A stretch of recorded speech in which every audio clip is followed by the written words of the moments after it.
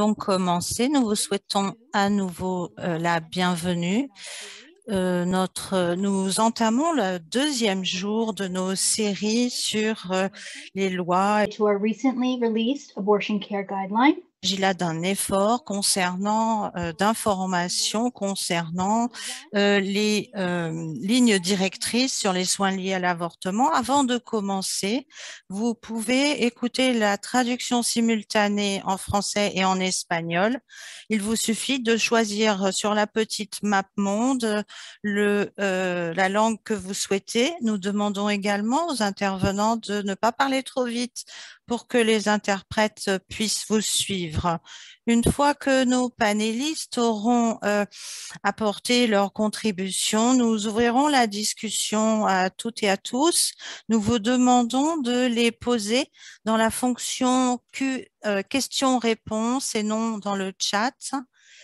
Vous aurez certainement des questions brûlantes, donc n'hésitez pas à les poster pendant les interventions et nous essaierons d'y répondre aussi rapidement que possible. Veuillez noter que ce webinaire est enregistré. Vous avez accès à l'enregistrement d'hier. Je vous rappellerai comment vous pouvez accéder aux enregistrements et aux présentations PowerPoint.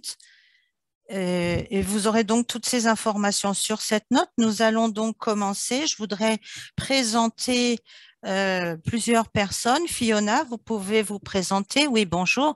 Je suis Fiona Delandros. Je suis professeure d'études juridiques mondiales à la faculté de droit de Birmingham au Royaume-Uni et je fais partie d'une équipe qui étudie les lois sur l'avortement. Oui, maintenant Laura Gill, je suis Laura Hill, je suis obstétricienne et gynécologue en Colombie. Je suis également prestataire de soins liés à l'avortement et je suis également militante pour les droits des femmes et les droits à l'avortement. Et je fais exactement partie de je fais également partie de la commission pour l'avortement sans risque de FIGO. Bonjour à tous.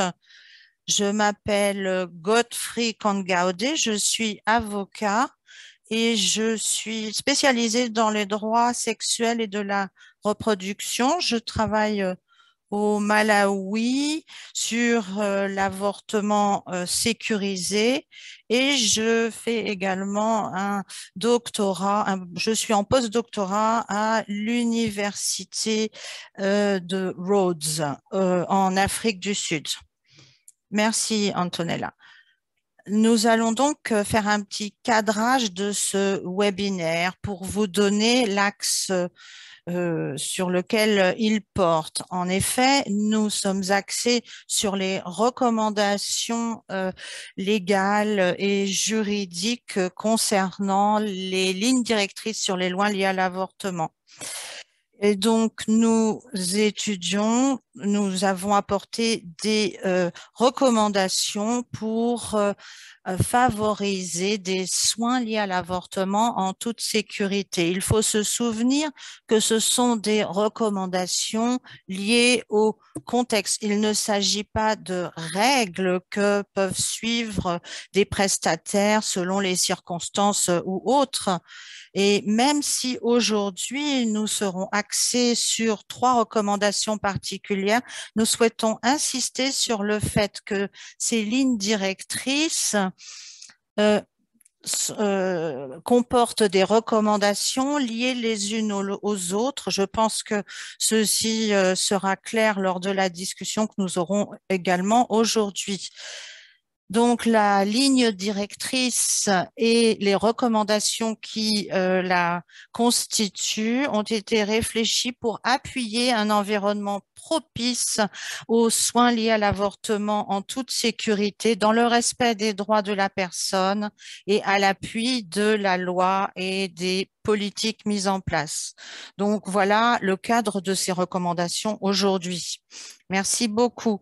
Juste à titre de rappel, nous avons présenté les lignes directrices, nous avons expliqué notre approche, notre processus, nous avons évoqué les recommandations et pour en raison de notre format, nous avons séparé ces recommandations, mais elles sont à la fois indépendantes et interconnectées les unes des autres. Nous allons donc nous axer sur 3 recommandations et demander à nos panélistes de nous faire part de leurs expériences et de leur point de vue sur ces 3 recommandations. Avant d'entamer la discussion, nous souhaiterions passer en revue ces recommandations immédiatement.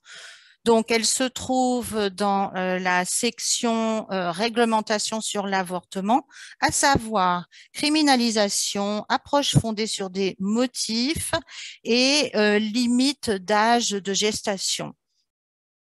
Et comme tous les services, l'avortement est généralement fait partie des lois sur la santé. Et donc, nous recommandons vivement la pleine dépénalisation de l'avortement, à savoir que nous décommandons vivement qu'il soit appliqué d'autres lois telles que meurtre ou homicide et que les acteurs autour de l'avortement ne voient pas leurs activités pénalisées ou criminalisées, qu'il s'agisse de fournir des informations, d'accompagner la personne qui demande l'avortement et autres. La décriminalisation veillera à ce que quiconque a perdu une grossesse ne soit pas soupçonné d'avortement illégal. Car en effet, ce genre d'action a des conséquences terribles. Il faut également savoir que la dépénalisation de l'avortement est une étape nécessaire, mais que il faut mettre en place d'autres lois afin de veiller à ce que l'avortement soit disponible, accessible et de qualité. Même dans les situations où l'avortement est dépénalisé, il y a des circonstances particulières et comme nous l'avons vu hier, ces circonstances peuvent différer énormément d'un pays à l'autre. C'est pourquoi nous nous opposons à ce qu'il y ait des lois limitant l'avortement selon les motifs. C'est très important pour nous. Enfin, nous savons que ces approches fondées sur des motifs imposent souvent également des limites d'âge gestationnel et donc ceci impose des limites aux femmes et selon les circonstances et les différents pays, eh bien, ceci peut avoir un effet négatif sur les femmes. C'est pourquoi nous nous opposons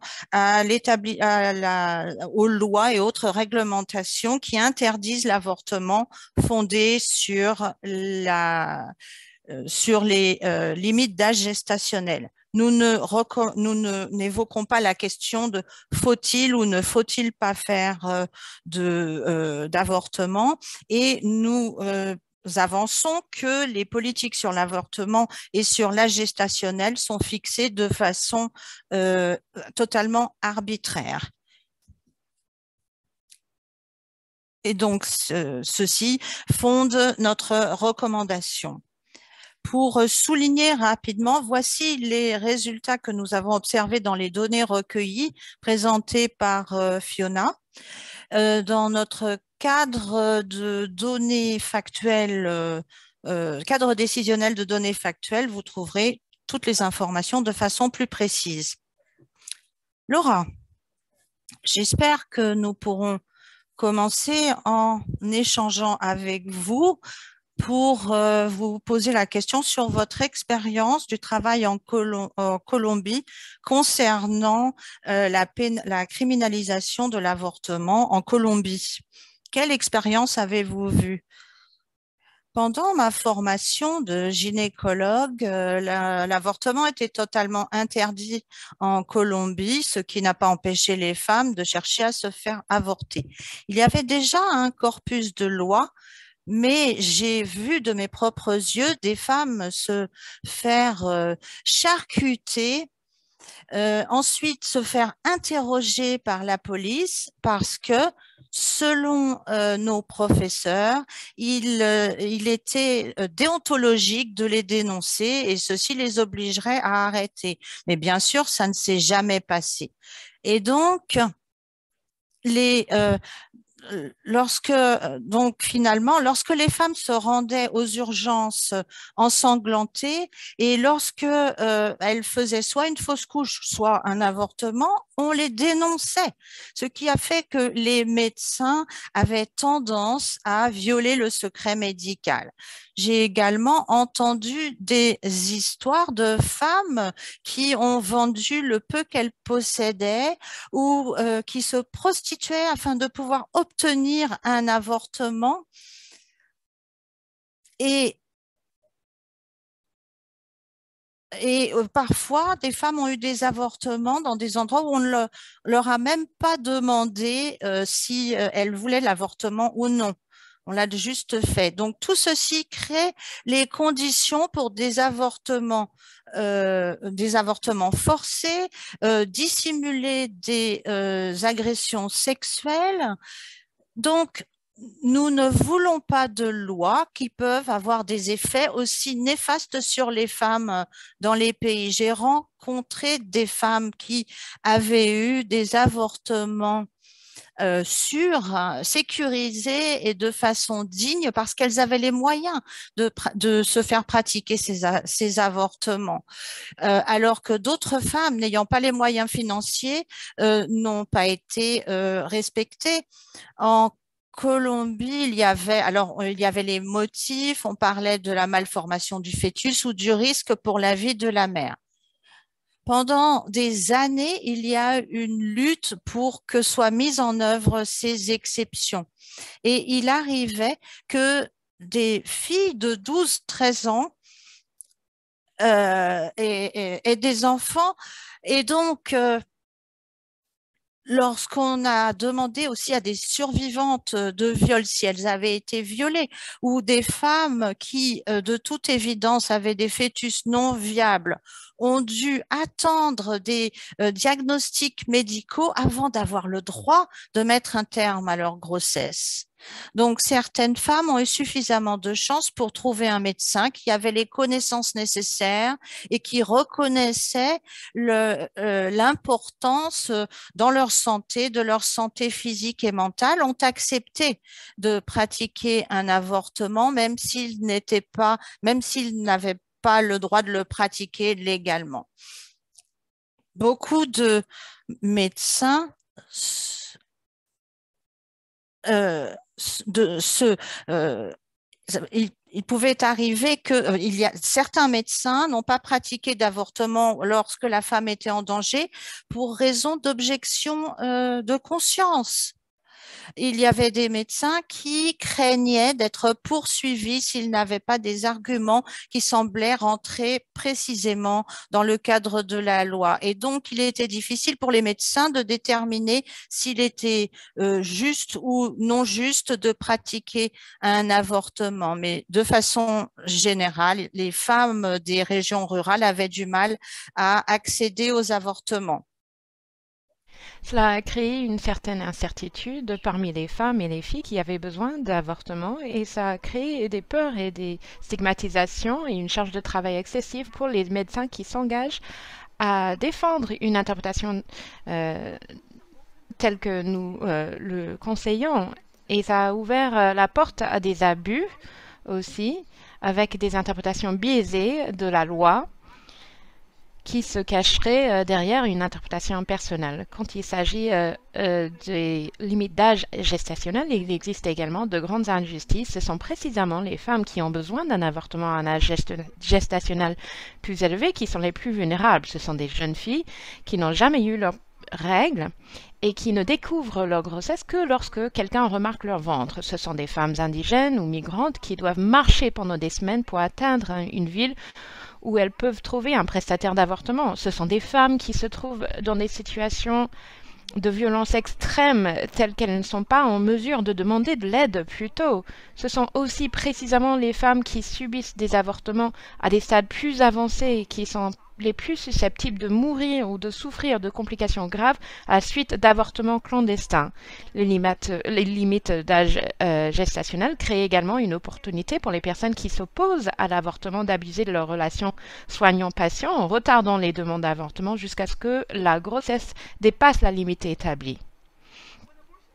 Lorsque l'avortement est considéré comme un crime au-delà d'un certain âge gestationnel, ce que nous faisons, c'est de criminaliser les femmes qui en ont le plus besoin. Nous leur disons qu'à un moment donné, le fœtus acquiert des droits supérieurs aux leurs, que sa seule option est de se faire avorter dans des conditions dangereuses, plutôt que de venir nous voir pour obtenir des soins fondés sur des preuves grâce aux techniques sûres qui existent pour interrompre une grossesse à n'importe quel stade.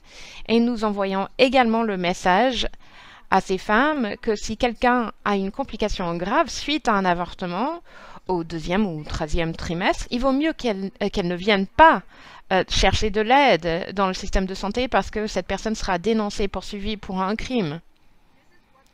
Voilà ce à quoi ressemble la criminalisation, que ce soit basée sur les motifs ou les limites d'âge gestationnel, ou les deux, dans la pratique quotidienne dans la communauté où nous travaillons. Et c'est pour cela que cela devrait être réglementé comme n'importe quel soin de santé pour que nous puissions nous concentrer sur la qualité des soins et non pas sur l'évaluation de l'impact personnel qui pourrait avoir un effet néfaste sur les vies des femmes et des filles.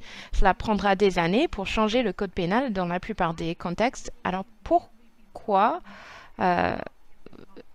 est-il ainsi et qu'est-ce que nous pouvons en faire? Merci beaucoup, Laura. Et merci pour cette réponse très complète.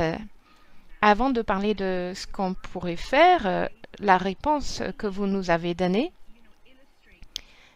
illustre très bien les preuves que nous avons, les données que nous avons lorsque nous avons élaboré ces lignes directrices. Par exemple, les données nous montrent les phénomènes que vous avez décrits. Par exemple, les interrogations lorsqu'on se rend à un établissement de santé pour se faire avorter ou bien le recours aux avortements non sécurisés ou clandestins parce qu'on n'arrive pas à en obtenir dans le système de santé, et aussi les violences que les femmes rencontrent dans leur expérience de l'avortement. Vous avez également évoqué le fait que la criminalisation ainsi que les motifs et les âges gestationnels, ces limites-là, créent une charge de travail excessive et supplémentaire pour les agents de santé. À la fois bureaucratique, parce qu'il faut s'assurer d'avoir tout rempli correctement et d'avoir suivi les procédures pour rester en conformité avec la loi, mais aussi en termes d'une charge de responsabilité d'évaluation de la légalité de tel ou tel cas par rapport au motif ou à l'âge gestationnel. Donc c'est une excellente observation. Et ce que vous avez dit montre très bien que la criminalisation, que ce soit sur la base des motifs ou les limites d'âge gestationnel, est très entreliée.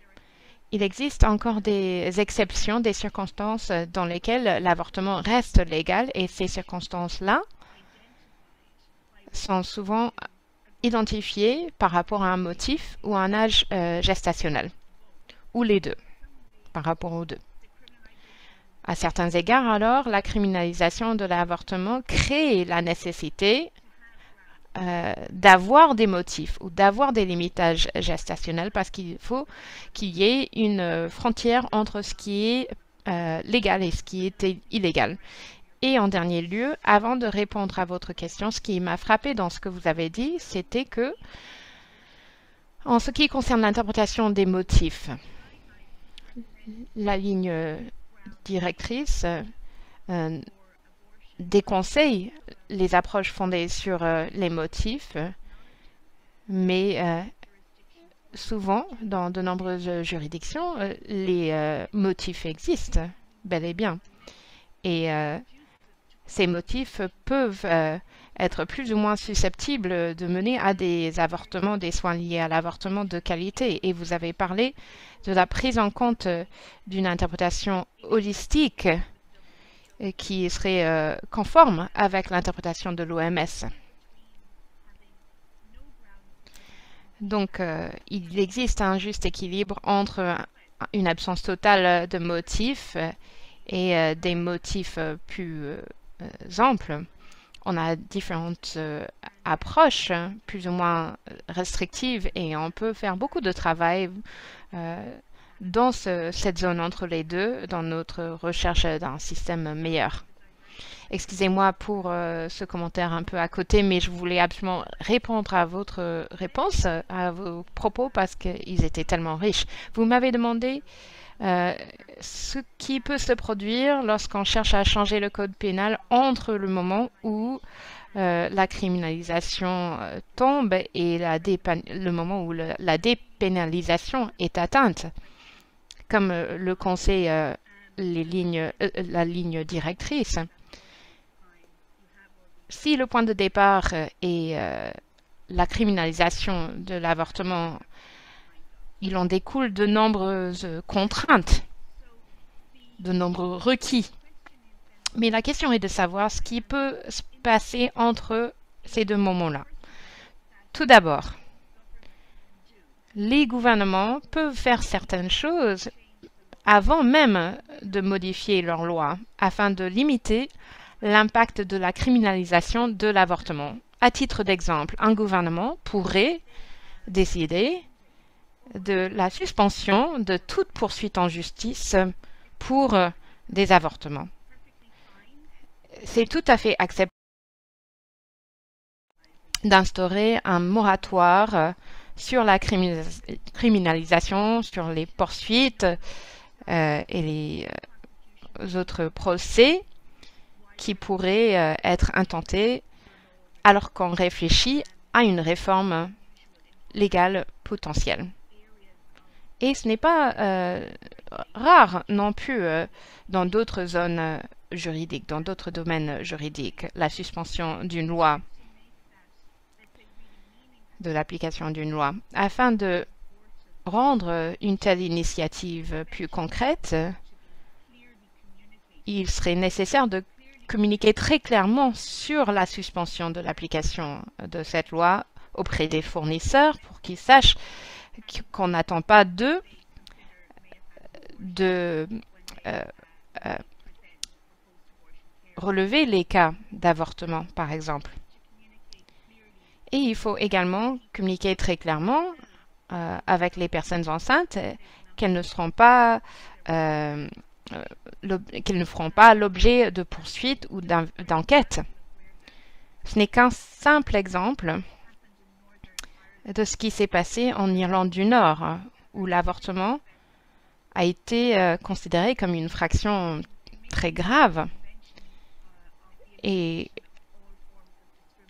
le comité a conseillé le gouvernement d'arrêter de faire appliquer ces lois pénales sur l'avortement. Et un moratoire a été instauré. Ensuite, la criminalisation de l'avortement a été supprimée. Par la suite, une loi a été votée pour autoriser l'avortement dans certaines conditions très précises. Donc l'avortement reste punissable en dehors de certaines conditions, mais les femmes ne peuvent pas être poursuivies en justice. Antonella l'a dit lorsqu'elle a parlé de la non-efficacité de la criminalisation. En Irlande du Nord, désormais, les femmes ont toujours le droit à l'avortement et les lois précisent quand l'avortement est acceptable, juridiquement parlant, et il existe d'autres instructions aussi, d'autres détails. Permettez-moi, Fiona, de partager avec vous une question à propos du cas contraire, hein. Certains acteurs pourraient être à l'abri des poursuites alors que d'autres si. Donc, qu'en est-il des cas où l'avortement est légal dans certains cas et pas dans d'autres? En effet, je pense avoir bien compris la question, mais si ce n'est pas le cas, n'hésitez pas à me poser d'autres questions. Il existe des circonstances dans lesquelles personne ne peut être poursuivi en justice, c'est assez rare. Et dans ces cas-là, l'avortement est considéré comme n'importe quel autre soin de santé. Et c'est en fonction de sa pertinence clinique, en fonction de la préférence de la patiente, que l'avortement est décidé et l'avortement ne serait jamais une infraction. Mais dans d'autres contextes, les fournisseurs peuvent être poursuivis en justice à moins d'être en conformité avec les lois qui seraient basées sur ou bien les motifs ou bien les limites d'âge gestationnel ou les périodes d'attente obligatoires, par exemple. Donc l'idée que l'avortement pourrait être légal dans certains cas, mais sans être criminalisé, est assez complexe. J'espère que j'ai bien répondu à votre question. Essentiellement, si des circonstances existent dans lesquelles l'avortement pourrait être considéré comme une infraction, le système est un système basé sur la criminalisation parce qu'il est conçu pour identifier les cas où l'avortement ne serait pas une infraction. Encore une fois, j'aimerais mettre l'accent sur quelque chose que Antonella a déjà dit, qui est que l'inquiétude qui est souvent exprimée est que si l'avortement n'est pas considéré comme une infraction, les femmes seraient assujetties à une exploitation ou une coercition. Ce n'est pas vrai. Le risque d'un avortement dans un cas de coercition n'est pas abordé avec de telles mesures parce qu'il y a d'autres infractions telles que l'agression physique. Et les médecins savent tous qu'aucune intervention n'est possible sans le consentement de la personne en question. Donc, toutes ces règles qui s'appliquent dans la vie de tous les jours en matière de santé continuent d'être en vigueur et s'appliqueront tout simplement également aux avortements comme à tous les autres actes médicaux. Désolée, j'ai fait une réponse un peu longue, mais j'espère que cela précise quelque peu comment on peut identifier des mesures provisoires avant la dépénalisation complète. Une autre question, Laura, de ma part, est la recommandation contre une approche fondée sur des motifs et que l'avortement soit effectué à la demande. Est-ce que, sans limite d'âge gestationnel, est-ce que ceci est quelque chose qui vous préoccupe en tant que prestataire de services d'avortement? Qu'est-ce que cela signifie pour vous dans la pratique et quels en sont les avantages? Je peux vous expliquer ce qui se passe actuellement en Colombie. Au début de cette année, les exceptions pour les avortements légaux ont été éliminées jusqu'à 24 semaines, sans raison, jusqu'à cet âge gestationnel. Et ensuite, après la 24e semaine, pour les exceptions que nous avons évoquées antérieurement. Je fais partie de Médecins pour le choix et dans notre mouvement Cause Juste et avec plus d'une centaine d'autres organisations, nous avons établi une liste importante de droits humains qui explique pourquoi le maintien de l'interdiction de l'avortement pour quelque raison que ce soit est inconstitutionnel. Dans le passé, on disait que l'avortement était un crime, mais avoir un avortement est quelque chose de très intime et donc empêcher cet avortement de se produire est une ingérence dans la vie privée d'autrui. Donc, nous avons obtenu une décriminalisation partielle, en dépit du fait qu'il y a toujours la limite d'âge gestationnel de 24 semaines. Et donc, aujourd'hui, il n'est pas nécessaire d'invoquer des motifs pour demander à avoir un avortement en dessous de 24 semaines. Donc, aujourd'hui, ceci est couvert par notre système de santé, ce qui signifie maintenant que les femmes ont le droit de faire la demande d'avortement sans risquer d'être criminalisées ou qu'on leur refuse cette prestation, ce qui nous permet de prendre soin des femmes de tous les types de populations et pas seulement les femmes qui ont les moyens ou les connexions pour trouver quelqu'un qui acceptera de pratiquer l'avortement sécurisé. Non seulement les femmes qui étaient instruites et qui savaient où obtenir des avortements, les femmes qui savaient que légalement, en vertu de la loi antérieure, pouvaient avoir un avortement. En fait, aujourd'hui, les prestataires ne peuvent plus leur mentir et leur dire que leur cas n'est pas un cas exceptionnel et que donc l'avortement n'est pas autorisé. Donc, beaucoup de nos collègues s'inquiétaient que le nombre d'avortements augmente et que les femmes risquaient de demander à avoir des avortements sans motif valable, comme on dit. Et on s'est aperçu deux idées ont été confirmées. Si la loi n'avait pas changé, toutes ces femmes se seraient déjà faites avorter, ce qui veut dire que l'avortement aurait eu lieu quoi qu'il se passe, avec ou sans la nouvelle loi. La plupart de ces avortements auraient eu lieu de façon clandestine et hors du pays.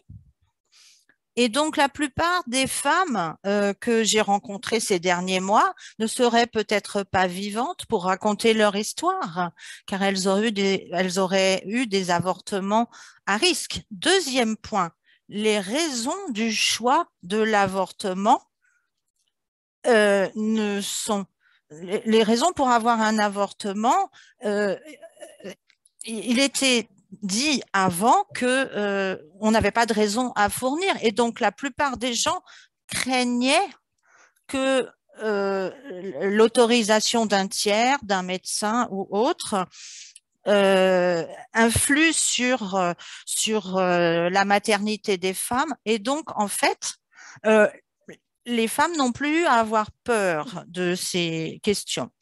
Il y avait également des inquiétudes concernant cette limite des 24 semaines. Des parties prenantes se sont imaginées que des femmes afflueraient pour avoir des avortements à 24 semaines et qu'on laisserait leurs enfants mourir alors qu'ils seraient vivants. Il y a eu beaucoup d'histoires de ce type. Et on s'est aperçu, donc on a les données qui montrent que la plupart des avortements se produisent avant 12 semaines, en tout cas bien avant 24 semaines. Les statistiques ont montré également qu'il y aura toujours un besoin pour des avortements au-dessus de 20 semaines d'âge gestationnel. Et donc, qu'est-ce que nous voulons faire ? Qu'est-ce qu'on fait dans ces cas-là? On ne peut pas, il s'agit de questions de vie ou de mort. Les femmes qui sont dans ces cas-là sont des femmes fragiles parce qu'elles ont eu du mal à accéder au système de soins de santé. il n'est pas vrai non plus qu'on forcerait les médecins à effectuer des avortements sur lesquels ils sont objecteurs de conscience. Il existe également des techniques médicales tout à fait adaptées à ces âges gestationnels. Avant la loi, nous avions des exceptions. Il était possible de pratiquer des avortements. Il y a des centres de référence où ces techniques sont pratiquées. Il y a des soins emplis de compassion qui peuvent se produire. Ce n'est pas parce qu'on dit quelquefois qu'une femme qui n'a pas de raison d'avoir un avortement va attendre plus de 20 semaines pour avoir un avortement. La plupart de ces femmes ont besoin non pas d'être rejetées ou criminalisées, mais d'être accueillies et qu'on prenne soin d'elles, hein, car elles sont en grand danger. Enfin, la possibilité d'accéder à des avortements sécurisés à la demande en tant que service réglementé au sein du système de santé et non pas par rapport au code pénal, on s'aperçoit que la plupart des femmes ont par la suite des soins post-contraceptifs parce qu'elles ont accédé à l'avortement de façon légale. Et donc, ceci permet également de les protéger à l'avenir. Il y a un accompagnement émotionnel, il y a un suivi post-avortement. Tout ceci est important. On oublie tout ceci. Lorsque l'avortement est clandestin, il est évident qu'il n'y aura pas d'accompagnement post-avortement et que de nouvelles grossesses ou de nouveaux avortements ne pourront pas être prévenus pour ces femmes. Alors que si elles ont accès à la contraception post-avortement, cette situation ne se présentera pas. Dans les services de soins de santé, les prestataires ont l'occasion de participer à l'épanouissement de nos communautés si la réglementation basée sur des critères de santé ont ses effets et permet également d'éviter la mortalité maternelle. Alors que si aucun accès à l'avortement n'était possible, il y aurait beaucoup plus de danger pour la santé pour les femmes. Ma seule préoccupation, puisque vous m'avez demandé quelles étaient mes inquiétudes, et que en tant que système de santé et en tant que prestataire, nous ne parvenons pas à fournir des services de santé respectueux de la personne ou avec davantage de compassion au terme des lois que nous avons actuellement. Il y a beaucoup de systèmes juridiques différents dans de nombreux pays et il y a tellement de choses que nous pouvons faire, hormis changer simplement la loi, mais en matière de fourniture d'accès à l'avortement. Les femmes et les jeunes filles dans nos pays, dans tous nos pays, continueront de pratiquer des avortements clandestins alors que nous avons la possibilité de nous rapprocher de nos clientes afin de leur fournir l'aide dont elles ont besoin, qui leur permettra d'avoir une santé physique et mentale, y compris sexuelle, meilleure. Donc, les mécanismes pour lesquels nous faisons du plaidoyer, mécanismes qu'il faut employer. J'ai mis un lien d'ailleurs dans la boîte de dialogue et ce sont des arguments que nous utilisons devant les tribunaux. Donc, nous pouvons appliquer cette compassion en tant que médecin. Ce que vous avez fait, Laura, ici, montre en termes extrêmement concret ce qu'une recommandation préconisant d'enlever le motif pour permettre l'avortement. Et vous nous avez montré quelles étaient des façons, moi je vous donne mon point de vue d'avocate, quand vous avez une approche fondée sur les motifs ou sur l'âge gestationnel, si vous dites aux prestataires de soins de santé quand ils peuvent ou ne peuvent pas fournir un certain type de soins de santé, si vous imposez des limites à leur capacité de fournir des soins de santé d'un point de vue déontologique ou adéquat selon le cas, si vous leur donnez des références, si vous enlevez de la loi tous ces obstacles, vous enlevez les obligations, les contraintes. Donc, ce n'est pas que vous risquez de ne pas fournir de prestations au terme de la loi, mais que de par la loi, vous pouvez fournir des services fondés sur des données factuelles, médicales et non pas légales. Bien sûr, en étant axé sur les valeurs et les souhaits de la personne à laquelle vous fournissez ces soins. Nous nous étions engagés devant les tribunaux et je pense que ceci nous mène à ce que Godfrey aura à nous raconter concernant le processus cherchant à modifier l'environnement réglementaire dans lequel les avortements se produisent. Et donc, je vais donc maintenant à nouveau laisser la parole à Antonella. Merci beaucoup, Laura. Godfrey, je vais vous demander maintenant d'intervenir car nous avons entendu parler du contexte dans lequel fonctionnent les lois, criminalisation, étendre l'accès en retirant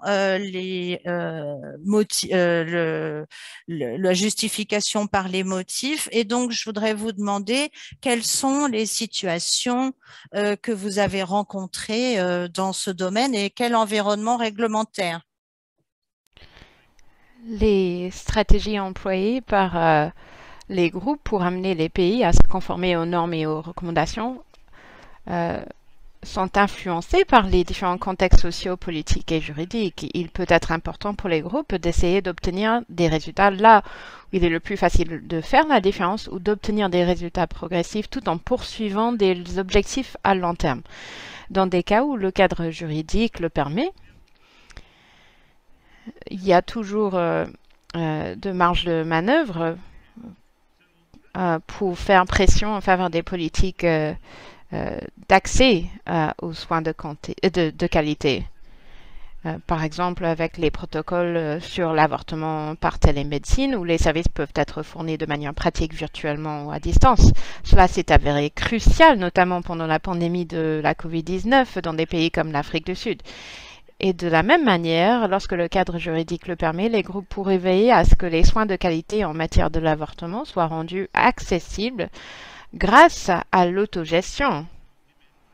Parce que ce sont des barrières que rencontrent les femmes et les filles. Même là où les lois sont bonnes ou acceptables, les lignes directrices pourraient amener plus d'amélioration dans l'approvisionnement des soins liés à l'avortement. Est-ce que vous voyez d'autres façons de faire des changements pour les défenseurs des droits à l'avortement? Oui, tout à fait. Une autre stratégie juridique que nous poursuivons au Malawi est celle axée sur les tribunaux pour clarifier les dispositions juridiques. Dans certains cas, l'accès à l'avortement est difficile en raison de l'ambiguïté ou en raison d'un manque de clarté. Et lorsque l'État est obligé de rester en conformité avec ses propres lois. Au Kenya, par exemple, un arrêt a été décidé par le haut tribunal et le réseau reproductif du Kenya a amené un procès devant le tribunal pour prouver que l'avortement était un droit fondamental et le haut tribunal a expliqué qu'il fallait changer les choses pour que ce soit le cas. Au Malawi, l'avortement est criminalisé, mais pas interdit. Et cependant, les femmes ont toujours des problèmes d'accès à l'avortement, parce qu'au Malawi, si la femme enceinte est en danger en raison de sa grossesse, l'avortement est autorisé. Mais dans la pratique, les femmes avec les grossesses à danger n'arrivent pas à se faire avorter. Donc, les groupes peuvent s'assurer que le pays reste en conformité avec ses propres lois. Et c'est une étape vers l'objectif de la dépénalisation. Merci beaucoup. Je voulais commenter sur ce que vous venez de dire. Nous avons reçu une question concernant la durée de la dépénalisation dans certains pays. Et dans la plupart des contextes, la dépénalisation existe sous une forme ou une autre. Et les différents pays ont adopté différentes approches à ce contexte. Donc, il existe une opportunité pour élargir l'accès et procéder à la dépénalisation sans forcément dépendre entièrement du processus démocratique. Vous avez évoqué certaines stratégies qu'utilisent les ONG. Est-ce que vous pouvez nous en dire plus sur les réformes dans différents pays? Parce que souvent, s'attaquer au code pénal peut être assez intimidant pour ces groupes. Bien sûr, les cadres sont différents. Et il y a des cadres très restrictifs comme celui de Malawi et l'Afrique du Sud, la Zambie et d'autres pays ont des cadres plus progressistes. Mais la base reste la même. Il faut que les normes en matière des droits humains soient respectées. Mais si le contexte permet certaines choses, on va se concentrer sur ces priorités-là. Par exemple, dans le cas du Malawi,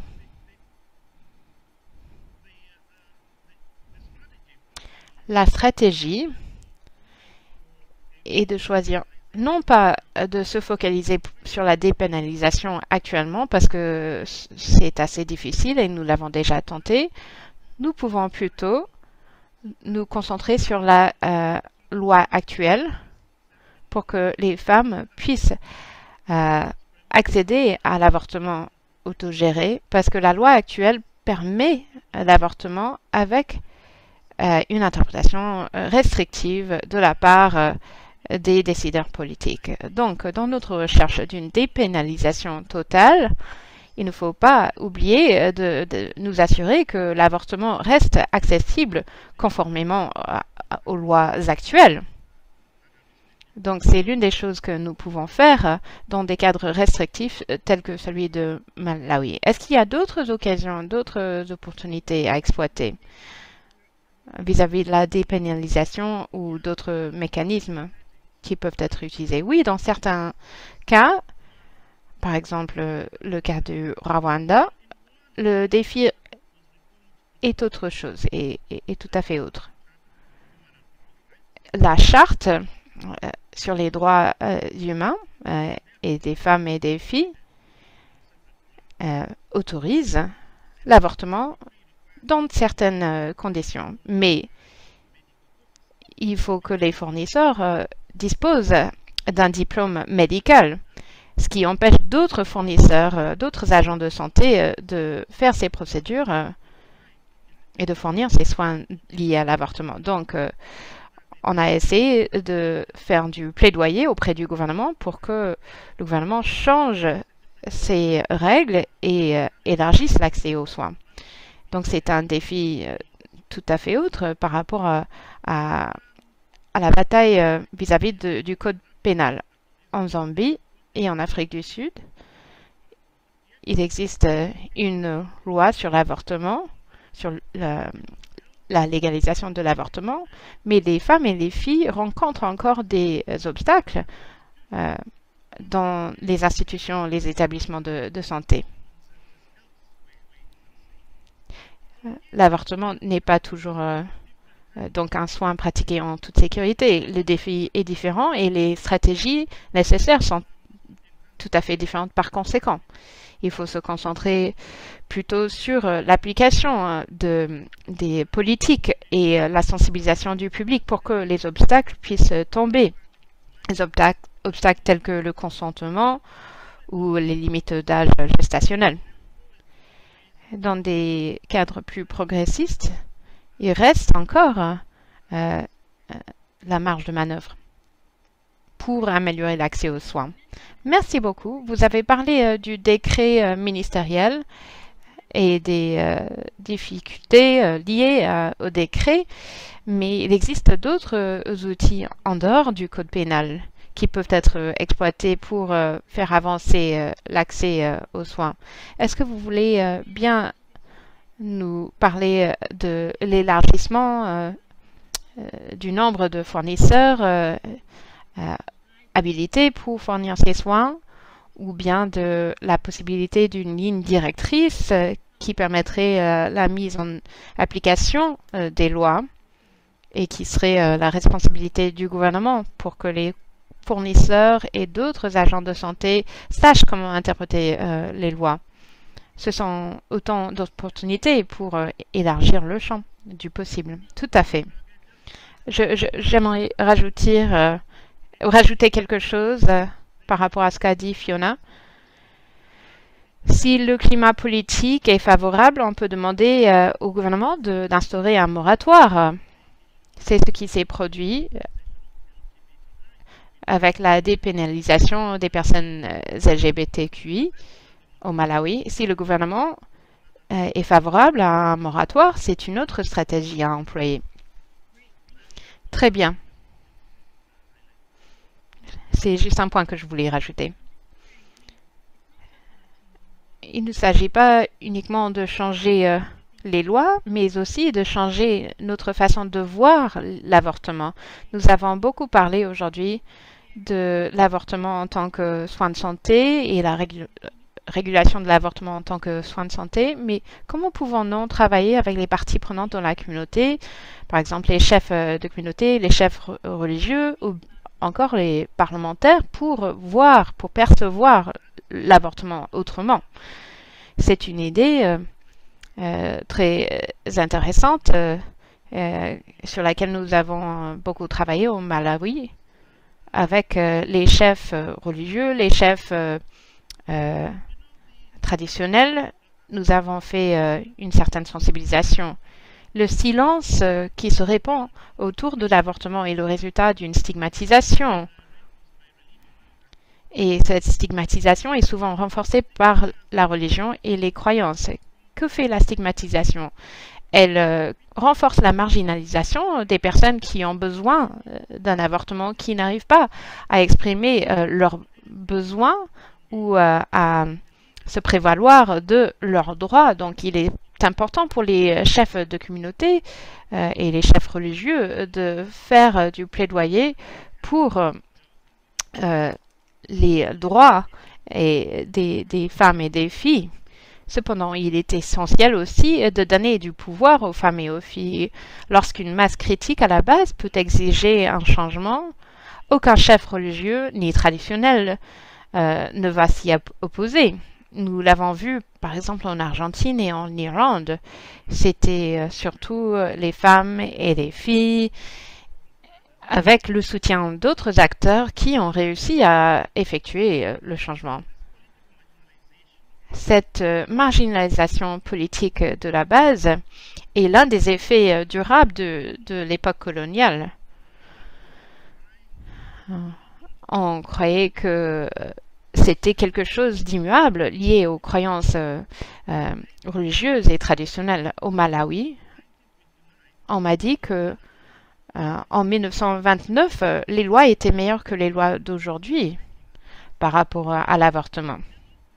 Pourtant, la démocratie, c'est la possibilité pour le peuple de changer sa situation, y compris les lois qui ne servent plus ses intérêts.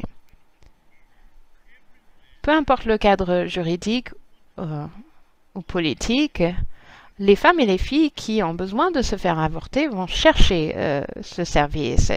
Et c'est pour cela qu'il faut enlever tout obstacle à ce service. Je ne serais pas étonnée, par exemple, s'il y avait une augmentation du nombre d'avortements pratiqués dans des situations non sécurisées en raison de l'arrêt qui vient d'être décidé à la Cour suprême. Si les femmes avaient accès à un avortement pratiqué en toute sécurité, ces femmes le choisiraient, bien évidemment. Donc, donner du pouvoir ou autoriser les personnes pour leur permettre de changer les lois, c'est très important. En Irlande du Nord, la législation a été modifiée pour permettre un accès aux avortements pratiqués en sécurité et faire du plaidoyer auprès du judiciaire pour faire respecter les lois et changer les pratiques peut s'avérer très efficace aussi. En 2021, la Cour suprême du Mexique a décidé de l'inconstitutionnalité de l'avortement. Au Kenya, nous avons l'autre exemple que je viens d'évoquer. Donc, la base, les groupes sur le terrain peuvent effectuer des changements et disposent des outils pour le faire. Hein. C'est ce que je peux vous dire. Très bien, merci beaucoup. Avant d'inviter nos participants et participantes à partager leurs questions, j'aimerais donner la parole à Fiona. Ce que Laura et Godfrey nous ont dit vient confirmer ce que nous avons vu dans les données et je pense que ces choses-là sont importantes à souligner lorsqu'on réfléchit à la mise en œuvre des recommandations des lignes directrices. Tout d'abord, il est important, comme Godfrey vient de le dire, de s'assurer que on ait un accès sécurisé à l'avortement dans la limite des lois existantes. Par exemple, dans de nombreux cas, les lois existantes sont très restrictives vis-à-vis de l'interprétation de l'accès à l'avortement, ou bien il existe des cas de ce qu'on appellerait une conformité excessive. On met en place des protocoles ou des pratiques qui ne sont pas requis en vertu de la loi et qui deviennent une partie essentielle du système.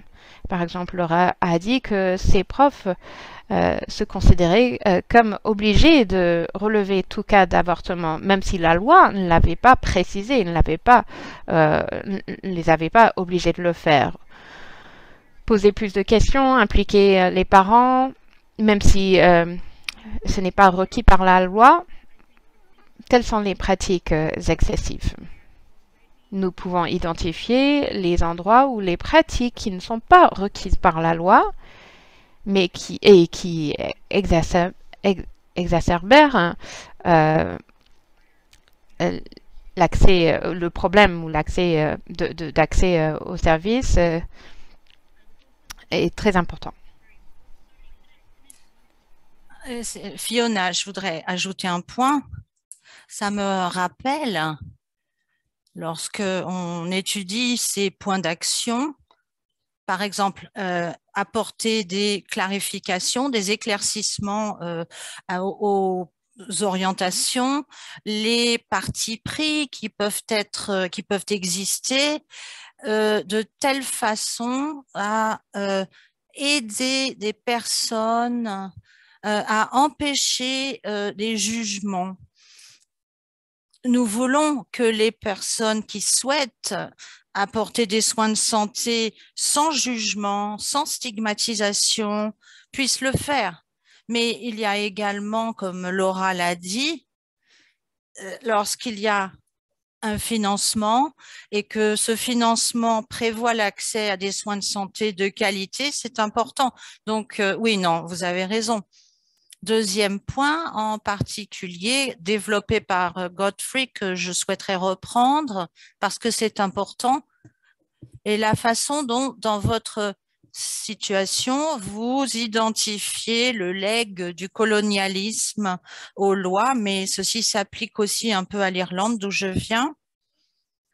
la structure fondamentale du droit sur l'avortement est immuable, à savoir, on ne peut pas changer ces structures fondamentales parce qu'elles existent depuis très longtemps.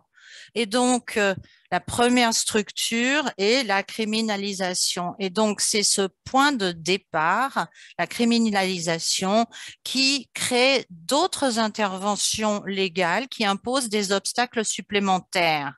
Donc, le défi consiste par le plaidoyer, par la pratique, comme vous le disiez, à nous départir, à cesser de penser que le point de départ est que l'avortement est un crime et que ce que nous cherchons à faire est de vérifier dans quel cas il peut être autorisé ou non. Il faut voir ceci comme un soin de santé comme les autres soins de santé.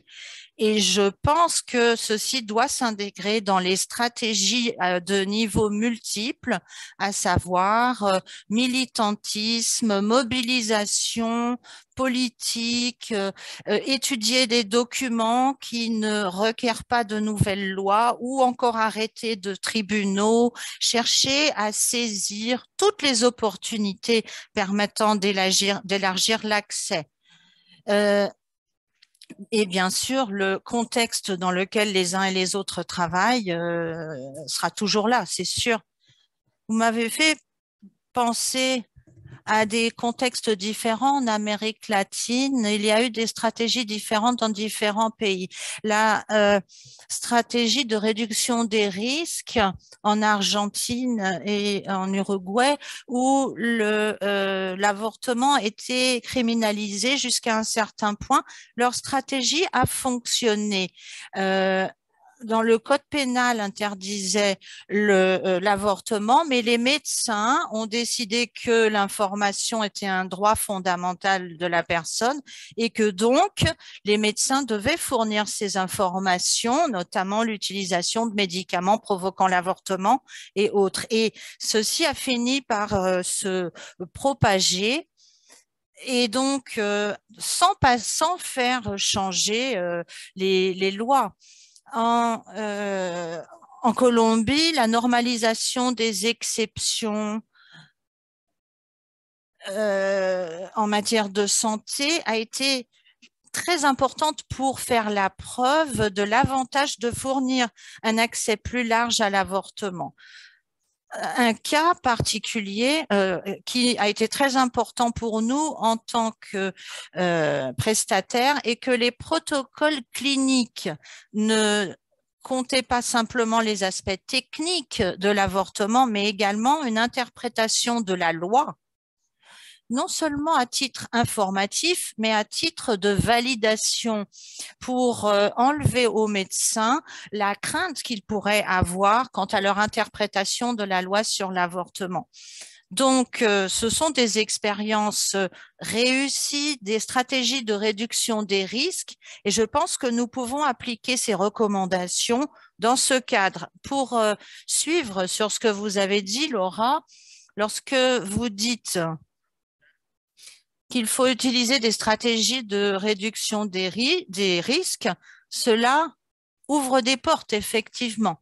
Bien sûr, nous voulons une dépénalisation totale, mais en ouvrant cette porte et en s'engouffrant dedans, si nous pouvons obtenir que les personnes comprennent que l'avortement est accessible en vertu des lois existantes et qu'on peut y accéder, ce sera une première étape intermédiaire qui pourra mener à la pleine dépénalisation.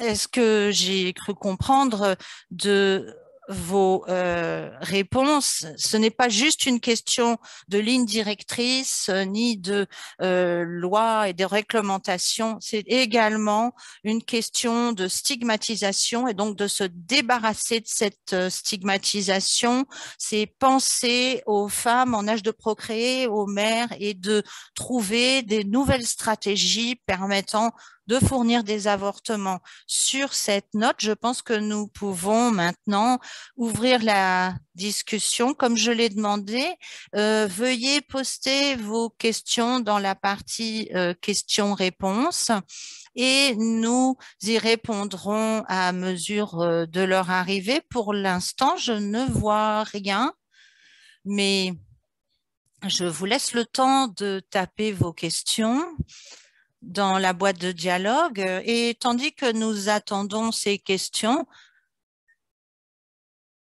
je reviendrai au commentaire de Ketache Bekele dans le chat qui dit que la décriminalisation est une condition nécessaire mais non suffisante.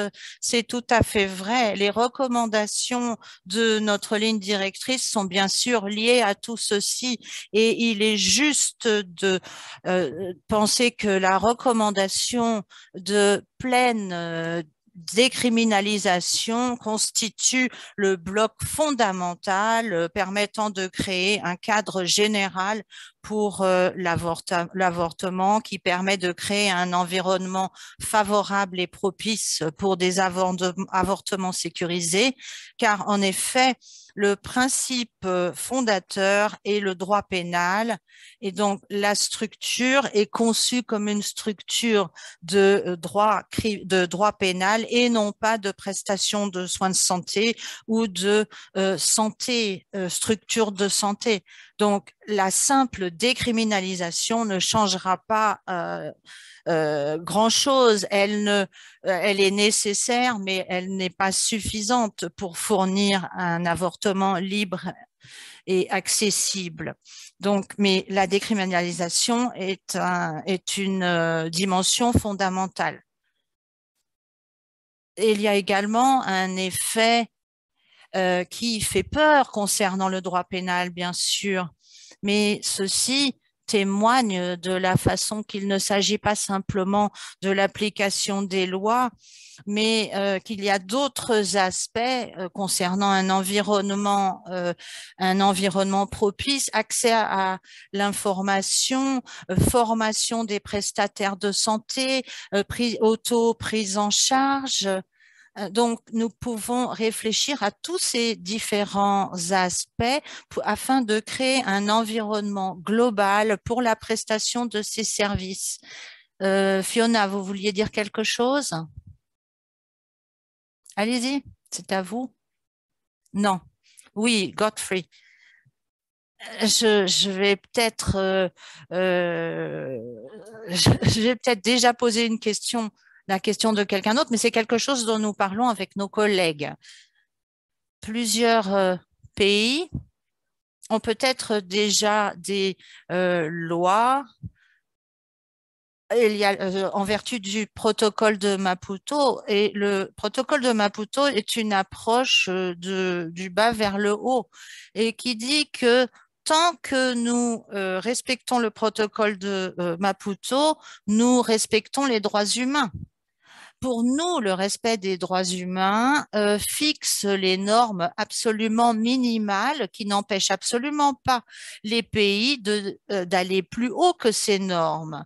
Donc, au minimum, c'est ce que vous devez faire, mais ce n'est pas la seule chose que vous devez faire. Les États, comme par exemple l'Afrique du Sud, ont dépassé largement les exigences minimums prévues dans le protocole de Maputo. Donc, il y a des recommandations, bien sûr, mais les États ne peuvent pas invoquer les droits de la personne pour respecter ce minimum. Il faut aller plus loin. On voit bien comment les choses fonctionnent et il faut que cette question soit résolue de la meilleure façon qui soit et donc avancer et aller toujours plus loin. D'un point de vue médical, en tant que médecin, on ne cherche jamais le minimum, on cherche toujours à avoir le meilleur avantage, la meilleure prestation.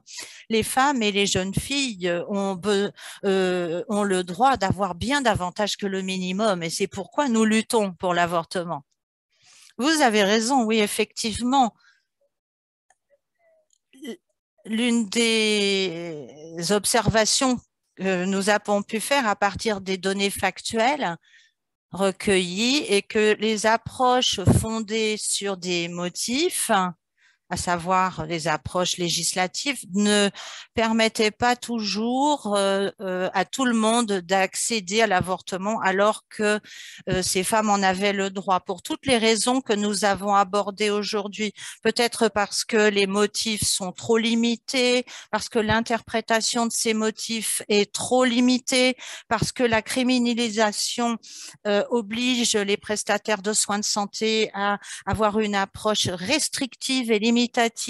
Donc, par exemple, si l'on parle du protocole de Maputo qui exige que l'avortement soit mis à disposition dans les exemples suivants, eh bien, la façon dont une loi, ceci montre que une loi fondée sur les motifs ne permet pas d'élargir l'accès à l'avortement. Si vous avez une loi qui autorise l'avortement à la demande, ceci permettra que l'avortement soit disponible dans toutes ces situations.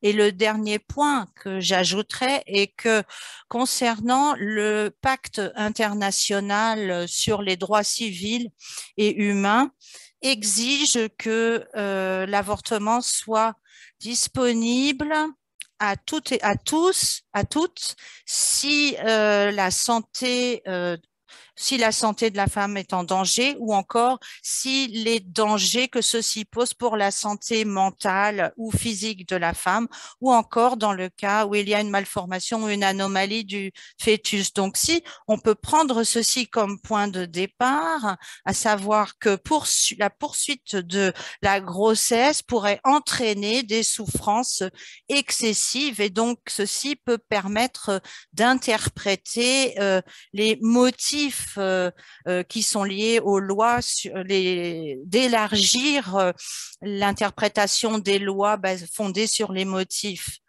Et donc, ces lois ne suffisent pas pour que ce protocole de Maputo, par exemple, pour que ce protocole soit utilisé. En tant que prestataire, on ne se laisse pas toujours guider par le code pénal. Et quand on pense au droit, on n'a pas forcément la formation pour aborder l'aspect droit de la personne. Donc, il faut que nous cherchions à mieux autonomiser les personnes ou les groupes de personnes concernant l'aspect des droits humains, mais également savoir ceci n'est pas forcément dans le code pénal. Et encore une fois, ce n'est pas... Alors, nous avons reçu une question qui porte sur la promotion de l'avortement autogestion en tant que bonne stratégie dans le cadre réglementaire. La ligne directrice comprend des conseils sur l'autogestion qui constituent l'une des approches à l'accès aux soins. Nous serions pour que toutes les options soient disponibles et pour la création d'un environnement favorable qui permettrait aux personnes enceintes d'accéder aux soins. Pour certaines, ça va être de l'autogestion, pour d'autres, ça va être une autre option. Et parfois, l'autogestion n'est pas pertinente médicalement parlant. Encore une fois, l'idée est de faire en sorte que le gouvernement fournisse un environnement favorable à un minimum et de rajouter des choses en plus du minimum. Je ne sais pas si vous avez d'autres remarques à rajouter à cela, Fiona?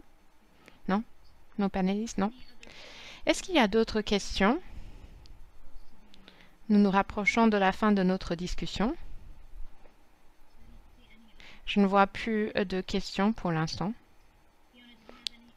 Ah, Laura, vous voulez dire quelque chose? Oui, je voulais revenir sur cette question de l'autogestion, Fiona, parce que effectivement, toutes les options devraient être disponibles. Et parfois, je suis de l'avis que nos gouvernements et nos systèmes de santé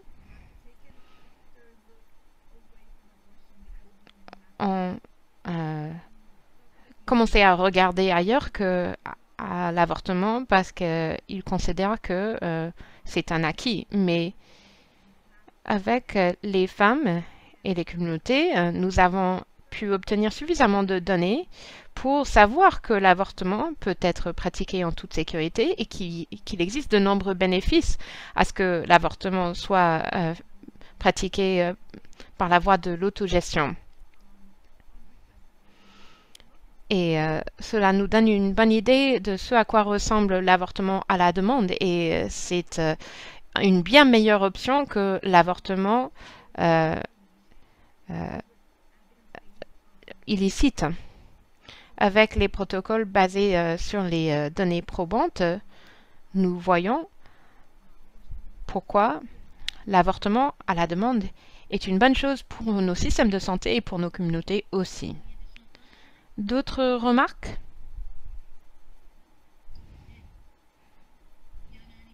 Fiona? Non? D'accord. Je vais partager mon écran de nouveau.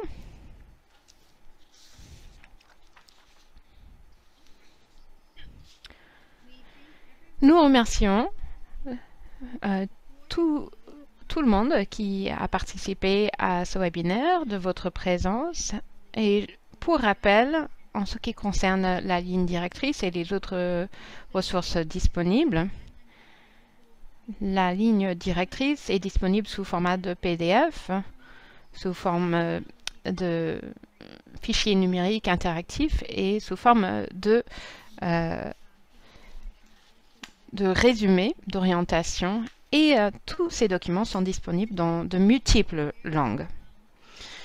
Et pour ce qui est des produits que nous allons créer bientôt et partager bientôt, vous allez voir un résumé sur les données pour vous donner toutes les recommandations en matière du droit et la politique, aussi bien que des lignes directrices opérationnelles sur la mise en œuvre des recommandations et un guide sur la pratique clinique pour la ligne directrice. Le guide sera mis à jour et nous avons également des chartes, des cartes et d'autres outils à la disposition des prestataires de soins de santé. Vous avez également d'autres outils à votre disposition disponibles sur notre site web de l'OMS, la base de données par exemple, qui vous permettrait de regarder des pays particuliers et de comparer différentes régions, différents pays en ce qui concerne leur politique. Et cela concerne tous les pays membres. Nous avons des résumés de données et d'autres outils également. Maintenant, nous avons terminé les 2 premiers jours de notre webinaire et nous vous invitons à venir demain à assister à notre 3e journée concernant les objections de conscience et le continuum des soins liés à l'avortement et nos recommandations dans ce domaine. Et comme je l'ai dit hier au début du webinaire, tous les webinaires sont enregistrés et seront disponibles dans quelques jours. Nous allons partager les PDF et les enregistrements également. Nous vous invitons à rester en contact pour être notifié des futurs webinaires. N'hésitez pas à vous inscrire sur notre plateforme pour être tenu au courant des événements et des webinaires, pour recevoir des informations sur les lignes directrices et les autres outils de l'OMS et pour vous permettre d'interagir avec d'autres personnes partout dans le monde. L'inscription est gratuite. Il suffit de se rendre sur ce site pour s'y inscrire. Adhérer à notre réseau vous permettra de rejoindre notre communauté de pratique, dont la communauté de pratique sur les soins liés à l'avortement. Merci beaucoup pour votre attention. Merci à nos panélistes. Merci d'avoir partagé vos expériences et merci de nous avoir permis d'aborder toutes ces questions. Et merci de nous avoir aidé à réfléchir à la mise en pratique de toutes ces recommandations. Merci à Fiona. Et j'espère que vous serez des nôtres demain pour notre dernier webinaire dans cette série. Et rester en contact pour les futurs webinaires. Merci.